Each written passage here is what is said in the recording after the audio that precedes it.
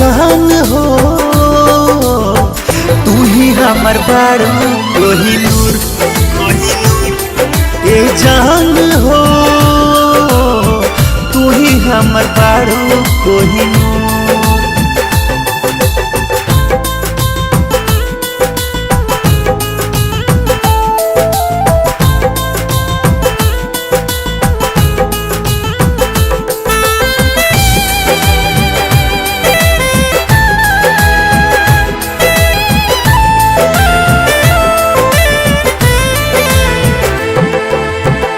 मारेला जब पूरा बहिया लहरावा घोसल कमरिया से उड़ेला चरावा।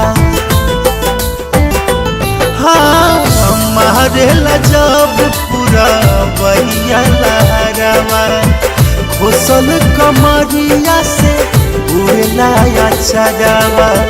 पियर सड़िया असलह खेत में सरसों जैसे फुलाई देख के कैसे रही तू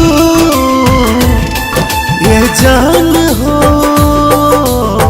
तू ही हमर बारू कोहिनूर ये जान हो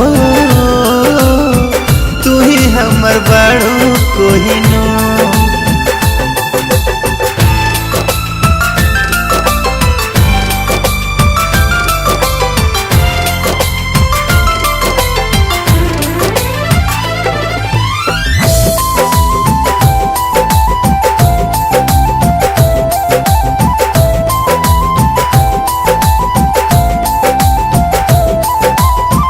बीस बरस के पार हो गईनी ऐसन रूप न देखे पैनी।